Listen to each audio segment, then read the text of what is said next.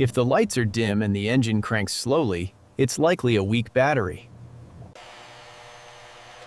A rapid clicking sound often points to a faulty starter motor. No sound at all? It could be a bad starter relay or electrical issue. If the battery warning light was on before it died, your alternator may not be charging. If a jump start works, the battery is likely the issue.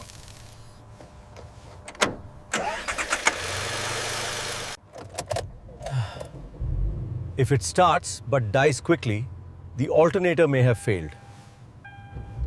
A simple voltage test can confirm the problem.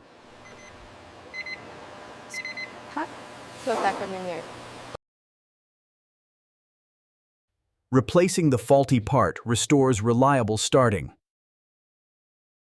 Diagnose correctly and avoid unnecessary repairs.